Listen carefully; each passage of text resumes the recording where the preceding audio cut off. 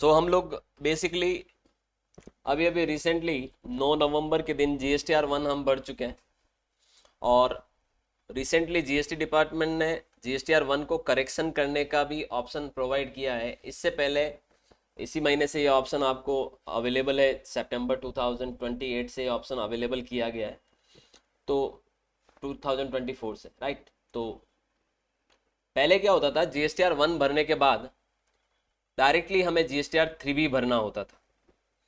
तो अगर आपकी 1 में कोई भी मिस्टेक हो जाती थी या रह जाती थी, तो आप अपनी मिस्टेक को उस महीने तो नहीं सुधार पाते थे, फिर अगले महीने के GSTR 1 में अमेंडमेंट में जाके उस मिस्टेक को डाला जाता था और रेक्टिफाई किया जाता था। अब जीएसटी डिपार्टमेंट ने क्या कर दिया कि आप अगर अपना GSTR 3 भी भरना अभी बाकी और आपने 1 भर दिया है, तो 3 भी फाइल करने से पहले पहले आप GSTR 1 को रेक्टिफाई कर सकते हो, करेक्शन कर सकते हो सेम मंथ में, ताकि जब अगर मेरे से कोई गलती हो गई 1 भरते वक्त, तो मैं अपनी उस गलती को उसी वक्त सुधार दूं, अगले महीने तक का इंतजार नहीं करूं। क्योंकि अगर आपने GSTR 1 में गलती की और अगर आपको सुधारने का मौका नहीं मिला सेम मंथ में, तो फिर आपको 3B में भी जानबूझ करके क्या करनी पड़ेगी, क्या करनी पड़ेगी, गलती करनी पड़ेगी। समझ रहे, क्योंकि 3B को सही भरा और 1 में करेक्शन नहीं किया।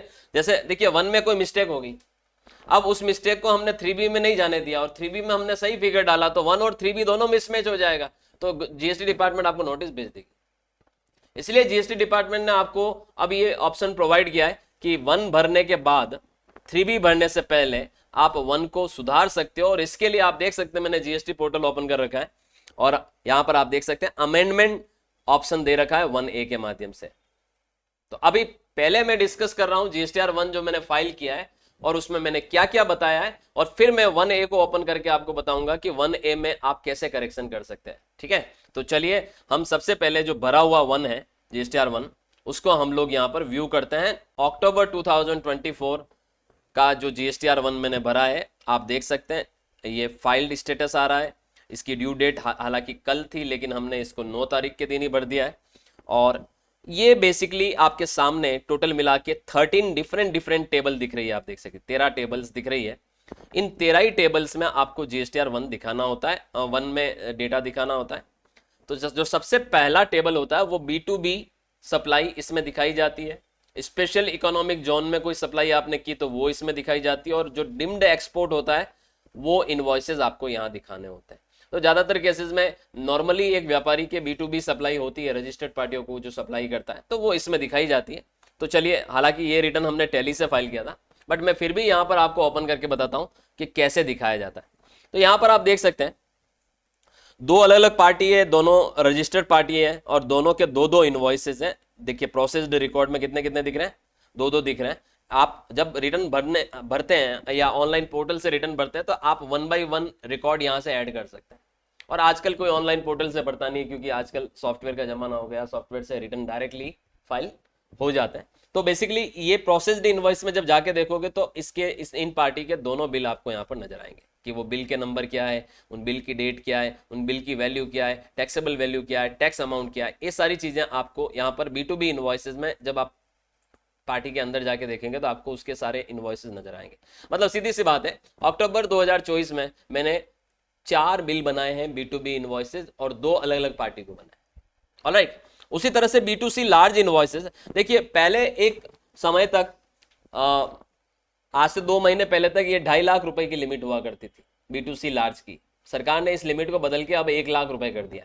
यानी याद रखिएगा B2C लार्ज क्या होता है, जब आप अपने राज्य से किसी दूसरे राज्य में कोई सप्लाई करते हैं किसी अनरजिस्टर्ड पर्सन को, किसको, अनरजिस्टर्ड पर्सन को, यानी B2C अनरजिस्टर्ड पार्टी को की जाने वाली सप्लाई को कहा जाता है। तो जब आप किसी अनरजिस्टर्ड पार्टी को सप्लाई करते हैं और इंटर स्टेट सप्लाई करते हैं, क्या करते हैं, इंटर स्टेट दूसरे राज्य में, और 1 लाख रुपए से ज्यादा वैल्यू का बिल है, तो वो B2C लार्ज माना जाता है। तो आपको वो बिल यहाँ पर डालना होता है। ठीक है, तो यहाँ पर आपका वो बिल डिस्प्ले होता है। हमारे केस में ऐसी कोई सप्लाई नहीं थी, इसलिए 0 रिकॉर्ड आ रहा है। एक्सपोर्ट इनवॉइसेस को आपको टेबल नंबर 6A में दिखाना होता है, एक्सपोर्ट जब हम करते हैं। B2C स्मॉल आपको यहाँ दिखानी होती है। तो जो आपने बेसिकली अनरजिस्टर्ड कंज्यूमर को B2C लार्ज को छोड़ के जो भी सप्लाई की, अपने राज्य में की गई सप्लाई, दूसरे राज्य में 1 लाख से छोटी सप्लाईज अनरजिस्टर्ड पार्टियों को B2C अदर्स में आती है। यहाँ पर भी कुछ डेटा दिख रहा है मेरा, जो टोटल मिला के बताया जा रहा है कि 18% वाली सप्लाई की राजस्थान में 1,34,972 रुपए की। ठीक है,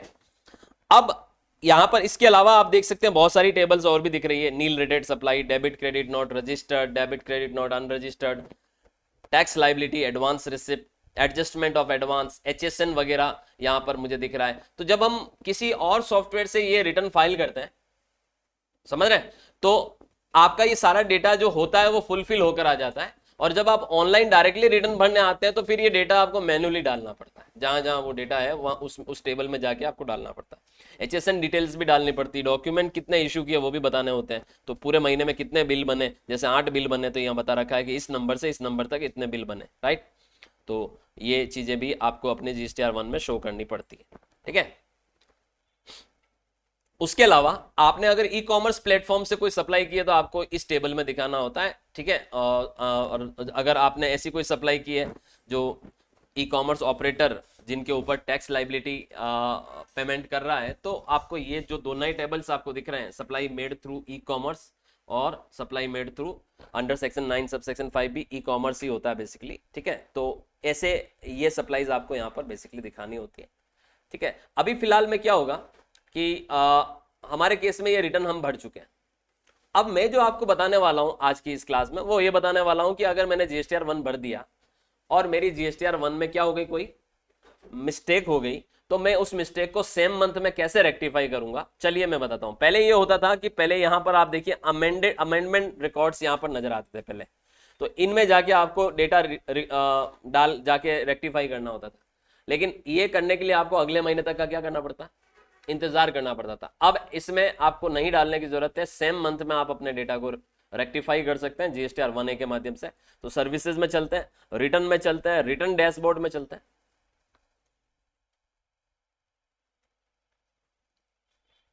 कंप्लायंस वाला पीरियड ले लेते हैं अक्टूबर और सर्च करते हैं। तो आप देखिए यहां पर 1 चूंकि फाइल हो चुका है इसलिए यहां पर प्रिपेयर ऑनलाइन या ऑफलाइन वाले ऑप्शन नजर नहीं आ रहे, और 1A में ये ऑप्शन नजर आ रहा है प्रिपेयर ऑनलाइन का। और 1A में ये ऑप्शन भी तब तक नजर आएगा जब तक आप 3B फाइल नहीं कर देते। 3B फाइल कर दिया तो ये बंद हो जाएगा ऑप्शन। मतलब कोई भी व्यक्ति अगर ये नहीं कह सकता है कि यार इस अब तो GST में कंप्लायंस को बढ़ा दी है साहब। मैंने कहा कैसे बढ़ाई, तो बोला कि पहले तो GSTR1 और 3B भरे जाते थे, अब तो GSTR1 भी भरना पड़ता है, 1A भी भरना पड़ता है, फिर IMS में जाके उन एंट्रीज को एक्सेप्ट करना पड़ता है, फिर 3B वाइन भरना पड़ता है। तो हर महीने 4 तरीके की कंप्लायंसेस हमें करनी पड़ती है। मैंने कहा ये जरूरी नहीं है, इसको आप कंप्लायंस का पार्ट नहीं मान सकते। ये तो और ज्यादा अच्छा सिस्टम कर दिया है। इसलिए अच्छा कर दिया कि पहले 1 में कोई मिस्टेक होती थी तो हम उसको सुधार नहीं पाते थे, अगले महीने के रिटर्न में अमेंडमेंट में जाके सुधारा जाता था।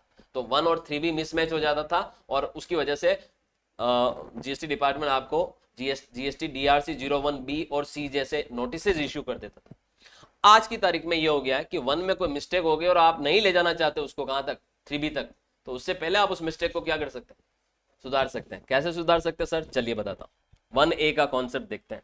तो ये देख सकते हैं आप, amendment of outward supply of goods and services for current tax period 1A prepare करते हैं अपन इसको ऑनलाइन पे।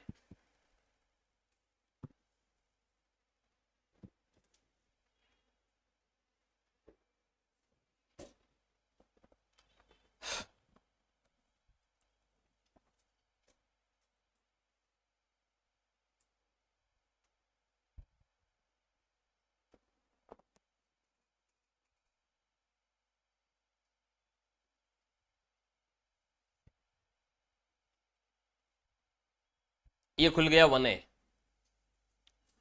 आप इसको देखकर थोड़ा सा आश्चर्य में आ जाएंगे कि सर ये 1A ही है ना। मैंने कहा हाँ।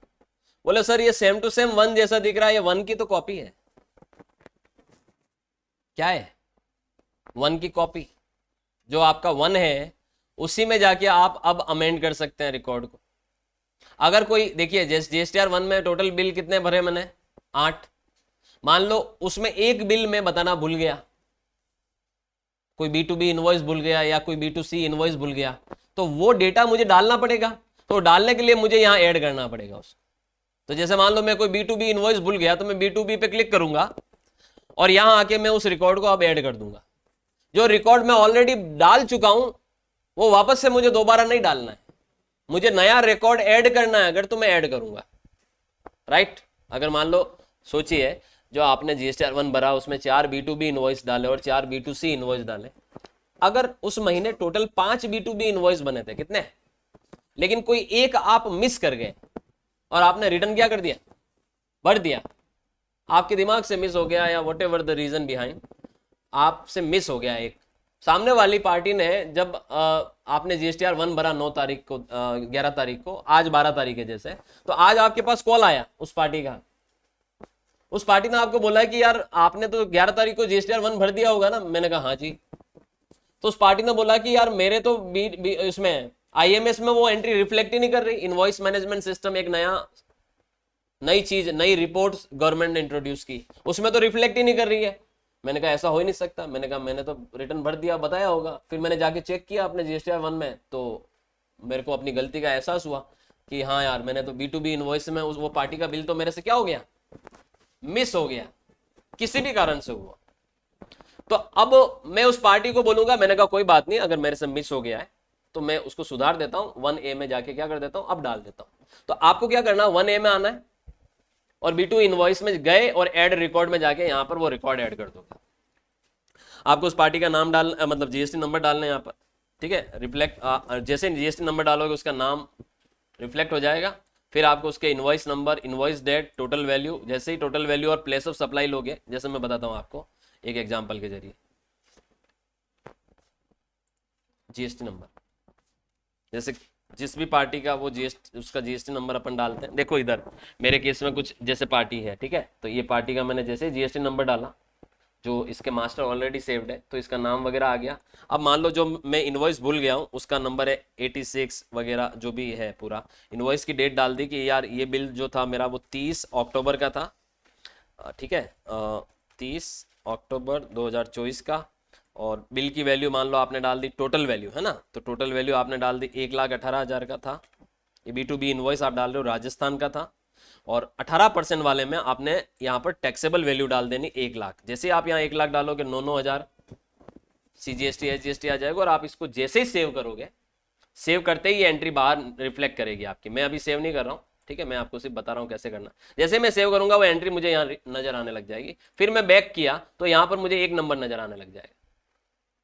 तो एक बिल मिस किया, 2 बिल मिस किया, 3 बिल मिस किया, मैं B2B में मिस किया तो ऐसे डालना होगा। और अगर मैंने B2C में कोई वैल्यू गलत डाल दी है, जैसे अभी मैंने B2C में वहां पे जब GSTR 1 में मैंने 1,00,000 रुपए की वैल्यू डाली राजस्थान में सप्लाई की, और एक्चुअल में मेरी B2C में टोटल बिलों की टोटल आ रही है 1,20 की, तो जो 20 मैंने कम रिपोर्ट किया GSTR 1 में, वो मैं अब जाके डाल सकता हूँ। यहाँ पर मैं यहाँ जाऊंगा, एड रिकॉर्ड में जाऊंगा, प्लेस ऑफ सप्लाई में ले लूंगा कि भाई मैंने ये राजस्थान में B2C में सप्लाई की है, तो मैं यहाँ से राजस्थान ले लूंगा, ठीक है, ये राजस्थान ले लिया। वैल्यू में डाल दूंगा कि मैंने 20,000 की कम रिपोर्ट की थी सेल, तो मैंने 20,000 डाल दिया। और यहाँ पर फिर मैं रेट ले लूंगा 18%, वो ऑटोमेटिक टैक्स कैलकुलेट कर लेगा। और मैं जैसे ही सेव करूंगा तो जो अंडर रिपोर्टिंग की थी मैंने GSTR 1 में, गलत आंकड़े डाल दिए थे, कम आंकड़े डाल दिए थे, तो वो मेरा यहाँ पर मैं अपनी गलतियों को रेक्टिफाई करूंगा। तो देखिए आप ध्यान दीजिएगा, अगर कोई चीज GSTR 1 में भूल गए तो यहां जाके ऐड करनी है, जिस भी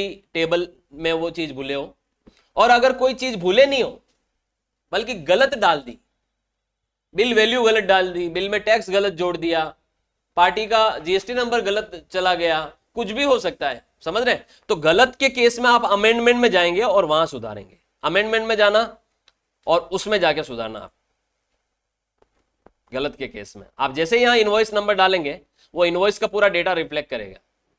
जैसे मैं आपको देखिए बताता हूं, वापस पीछे चलते हैं अपन, आप लोग नोट करिएगा, आपके पास कॉपी है ना? चलिए मैं आपको GSTR 1 ओपन करता हूं, अक्टूबर, सर्च 1 व्यू करते हैं।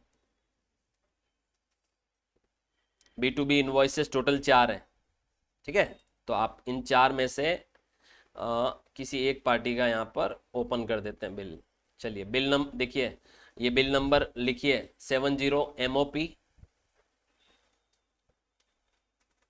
2425, ठीक है। अब मैं वापस जाता हूं रिटर्न में, GSTR 1A में जा रहा हूं, मैंने वो बिल में कुछ गलत वैल्यू डाल दी तो मैं 1A में जा रहा हूं प्रिपेयर ऑनलाइन में, और अब की बार मैं अमेंडमेंट में जा रहा हूं। नए ऐड नहीं करने मुझे, वो ऐड ऑलरेडी मैं कर चुका हूं, मुझे सिर्फ कुछ करेक्शन करना है। तो मैं अमेंडमेंट में जा रहा हूं, B2B अमेंडमेंट में जा रहा हूं, और वो बिल जो अक्टूबर का है उसका नंबर डालूंगा यहां पर। क्या नंबर है? 70 MOP 2425, राइट। और जैसे ही आप इस पे क्लिक करोगे ये बिल आपका खुल जाएगा पूरा पूरा। देखिए कि ये बिल किस पार्टी को बनाया था, ये बिल नंबर है, ये बिल किस तारीख को बनाया था। अब एक चीज ध्यान देना, हो सकता है कि आपसे कौन कौन सी गलतियां हुई हो वो भी मैं बताता हूं। ये हो सकता है कि भाई आपने इस बिल में बिल नंबर गलत डाल दिया हो, तो आपने जो ये बिल नंबर डाला ये गलत डाल दिया, तो आप यहाँ रिवाइज्ड इनवॉइस नंबर डाल सकते कि ये 70 नहीं था बल्कि 71 था, तो आप 71 MOP 2425 डाल दोगे। ये भी हो सकता है कि आपने इसकी इनवॉइस डेट गलत डाली हो, तो आप यहाँ सही इनवॉइस डेट डाल दोगे। ये भी हो सकता है कि आपने इसका अमाउंट गलत डाला हो, इनवॉइस अमाउंट, तो आप इसको करेक्ट करके इनवॉइस अमाउंट सही कर सकते हो। ये भी हो सकता है कि आपने प्लेस ऑफ सप्लाई गलत डाला हो, तो आप यहाँ प्लेस ऑफ सप्लाई को क्या कर सकते हो, करेक्ट कर सकते हो। ये भी हो सकता है कि आपने जो रेट ऑफ टैक्स है जिसमें आपने टैक्सेबल वैल्यू लिखा वो रेट ऑफ टैक्स गलत हो, तो आप गलत इसको जीरो करके जो सही रेट ऑफ टैक्स है उसमें टैक्सेबल वैल्यू लिख सकते हो। टैक्सेबल वैल्यू में भी गड़बड़ हो सकती है, तो वो भी आप करेक्ट, मतलब पूरा एक बिल में जो चीजें हमने डाली है ना, और जो हमने GSTR 1 में बिल चढ़ाया वो, उसमें किसी भी तरीके की मिस्टेक है तो मैं उस मिस्टेक को यहाँ रेक्टिफाई करके सेव कर दूँ। जब मैं सेव कर दूंगा तो आप ये ध्यान दीजिएगा, जैसे ही आप सेव करोगे आपको वो अमेंडेड इनवॉइस में यहाँ पर एक नंबर नजर आने लग जाएगा। एक गड़बड़ी है तो एक, दो गड़बड़ी है तो दो, ऐसे जितने भी सुधार करोगे, मतलब सीधी सी बात है GSTR 1A जो होता है उसके दो पार्ट होते हैं। एक पार्ट होता है एड रिकॉर्ड का और एक पार्ट होता है अमेंड रिकॉर्ड का। एड रिकॉर्ड में अगर आपसे 1 में कुछ भूल हो गई है तो वो आप यहां पर ऐड कर सकते हो, और अमेंड रिकॉर्ड में अगर कोई गलत चीज डल गई है तो उसको आप अमेंड कर सकते हो, सुधार सकते हो। जब ये सब कर लोगे सर, फिर क्या करना है, फिर वैसे ही करना है जैसे 1 भरते हो, जनरेट समरी करना है। जनरेट समरी के बाद जैसे आप जनरेट समरी करोगे फाइल स्टेटमेंट आएगा, फाइल स्टेटमेंट पे क्लिक करोगे, आपको वहां पर वेरीफाई करना है, और फिर आपको DSC और EVC दो ऑप्शन आएंगे, EVC पे क्लिक करोगे, OTP आएगा, OTP डालते ही ये फाइल हो जाएगा। और जैसे ही ये फाइल होगा, ये जो बाहर आपको, जब आप यहां पर अपने मंथ के कंप्लायंसेस देखते हो कंप्लायंस डैशबोर्ड पे, तो यहां पर आपको ये भी यहां पर फाइल लिखा हुआ आ जाएगा, और दोबारा मौका नहीं मिलेगा फिर। यानी GSTR 1 में हुई मिस्टेक को सुधारने का एक मौका मिलता है, वो एक मौका क्या कहलाता है, 1A कहलाता है। दोबारा मौका नहीं मिलेगा, बस हो गया सो हो गया। अब आप 3B भर सकते हो। लेकिन एक बात और बता देता हूं, अगर मैंने कोई मिस्टेक की नहीं, मेरा सब कुछ सही है, तो मुझे इसे भरने की जरूरत नहीं है। ये कोई रिटर्न नहीं है, ये सिर्फ रिटर्न का करेक्शन है जो सरकार ने फैसिलिटी आपको प्रोवाइड की है, और ये फैसिलिटी आपको अभी से ही प्रोवाइड हुई है। ये आप समझिए, पिछले इस महीने ये फैसिलिटी आपके सामने पोर्टल पर है। ऑलराइट, तो मतलब ये न्यू फैसिलिटी है जो अभी अभी मैं रिसेंटली गवर्नमेंट ने क्या किया, लॉन्च किया। इसके ऊपर ऑलरेडी मैं 1-2 वीडियो बना चुका हूं, लेकिन वो जो वीडियो थे वो GSTR 1A होता क्या है, कॉन्सेप्ट उसी को समझाया था। आज के इस वीडियो में हमने 1A को प्रैक्टिकली देखा कि भाई 1A में करना क्या जाके। और एक चीज और बता देता हूं, ये जो प्रिपेयर ऑनलाइन लिखा हुआ है ये आपका खत्म हो जाएगा यहां लिखा हुआ जब आप GSTR 3B भरोगे। सोचिए अगर मैं आज अपना GSTR 3B भर लेता हूं तो ये खत्म है ऑप्शन, क्योंकि ये ऑप्शन की जो यूटिलिटी है वो तब तक ही है जब तक आप अपना 3B नहीं भर लेते, यानी तब तक ही आपको 1 करेक्शन करने का मौका है। अब आता है एक और कॉन्सेप्ट जो मैं आपके सामने डिस्कस करने वाला हूं, वो है इनवॉइस मैनेजमेंट सिस्टम, IMS। अभी अभी सरकार ने क्या किया है, IMS इंट्रोड्यूस किया है सितंबर में। IMS में क्या होता है, अभी तक क्या होता था, जब कोई सप्लायर अपना GSTR 1 भरता है तो रेसिपिएंट को GSTR 2B में और 3B में इनपुट रिफ्लेक्ट करती है। क्या करती है, 2B में और 3B में। हालांकि ये काम हमें 14 तारीख को देखना चाहिए, क्योंकि अभी आपको यह भी बता देता हूं कि GSTR 1 भरने की ड्यू डेट भले ही 11 तारीख हो, लेकिन जो लोग QRMP टैक्स पेयर होते हैं, क्वार्टरली स्कीम में होते हैं, उन लोगों को अपने इनवॉइसेस जो होते हैं वो अपलोड करने की जो डेट होती है वो 13 तारीख होती है। तो जब तक 13 तारीख नहीं निकल जाएगी या जब तक 14 तारीख नहीं आई जाएगी तब तक आपकी सारी इनपुट रिफ्लेक्ट नहीं करेगी। ध्यान देना, जिन्होंने अपना जीएसटीआर 1 भर लिया है वो इनपुट तो नजर आएगी, और जिन्होंने अपना अभी तक जीएसटीआर 1 या आईएफएफ नहीं अपलोड किए हैं इनवॉइसेस, तो आपको अपने 2B में और 3B में देखने पे कुछ भी नजर नहीं आने वाला। जैसे मैं बताता हूं जीएसटीआर 3B है, मैं प्रिपेयर ऑनलाइन कर रहा हूं, राइट। तो जब मैं यहां पर प्रिपेयर ऑनलाइन करूंगा तो यहां पर मुझे ये बताया जा रहा है कि भाई 1 और 1A फाइल हो चुका है, 2B अभी तक जनरेट नहीं हुआ है, और रिवर्स चार्ज में कोई लायबिलिटी बन रही है तो वो 2B में जनरेट होती है, और बाकी केसेस में इनपुट टैक्स क्रेडिट भी 2B में जनरेट होती है। तो ये अभी तक जनरेट नहीं हुआ, ये 13 तारीख के बाद ही जनरेट होगा, याद रखिएगा। तो अभी इस केस में ये अभी आपको यहाँ पर कुछ भी चीजें ऑटो रिफ्लेक्ट होकर बेसिकली आपको नजर नहीं आएगी, आईटीसी नजर नहीं आएगी। अब देखिए आपने 1 भर दिया है, तो आप देख सकते हैं 1 में हम लोग क्या डिक्लेयर करते हैं, बताओ जीएसटीआर 1 में आप क्या डिक्लेयर करते हो? अपनी आउटवर्ड सप्लाई सेल, अपनी टैक्स लाइबिलिटी। तो 1 भर दिया है, तो आप देख सकते हैं टेबल नंबर 3.1 में आपकी लाइबिलिटी नजर आ रही है 23,000 रुपए की। ये कहां से आया फिगर? जीएसटीआर 1 से आया। लेकिन टेबल नंबर 4 में जाके एलिजिबल आईटीसी में जाके देखोगे तो यहां कुछ भी नजर नहीं आएगा। ये नजर आएगा भी तो कब आएगा ना, ये 3B है। एलिजिबल आईटीसी जीएसटीआर 3B में कब नजर आएगी? 14 तारीख। कब आएगी? 14 तारीख को। लेकिन अब आपको ये बता दूं कि अब नहीं आएगी ऑटोमेटिक नजर, यहां इसको लाना पड़ेगा हमें। कहां से लाएंगे? चलिए ये भी बताता हूं। जब 14 तारीख के दिन आप अपना सर्विसेज में, अपने रिटर्न में एक ऑप्शन होता invoice management system dashboard, IMS dashboard, उस पर जाओगे और यहां पर जाकर आप अपनी इनवर्ट सप्लाई को देखोगे तो देखिए अभी यहां बताया जा रहा है, ठीक है, ओके कर देते हैं। इनवर्ट देखिए यहां पर आप देख सकते हैं, जब मैंने आईएमएस पोर्टल पर आया हूं और मैंने इनवर्ट सप्लाई पे क्लिक किया है तो यहां पर यह दिखाया जा रहा है कि पिछले महीने अक्टूबर महीने में आपने टोटल 15 ऐसे इनवॉइसेज जो B2B में आपने कुछ परचेज किए। कितने? 15 B2B में इनवॉइसेज है। अब आप इस पे क्लिक करते हो तो आप देखिए ये वो 15 ही पार्टियां हैं जिनसे आपने कुछ खरीदा है, कुछ भी खरीदा है, और ये 15 ही पार्टी मतलब 15 बिल, ठीक है, ये इनके बिल नंबर है और ये सारी रेगुलर पार्टी है। अब आपकी जो परचेज बुक होगी, हो सकता है आप ये परचेज के बिल बुक की एक अलग फाइल मेंटेन करते हो, तो ये 15 के 15 बिल उस परचेज बुक में पिछले महीने के नजर आ रहे होंगे। अब आपको ये इनपुट अगर लेनी है तो आप इस ए बटन पे क्लिक करेंगे, तो इन 15 में से हो सकता है मेरे पास 13 पार्टियों के बिल तो मौजूद है, तो 13 की इनपुट तो मुझे लेनी है, तो मैं उन 13 पे ही ए बटन पे क्लिक करके एक्सेप्ट एक्सेप्ट एक्सेप्ट एक्सेप्ट कर दूंगा। ए मतलब एक्सेप्ट, आर मतलब रिजेक्ट और पी मतलब पेंडिंग।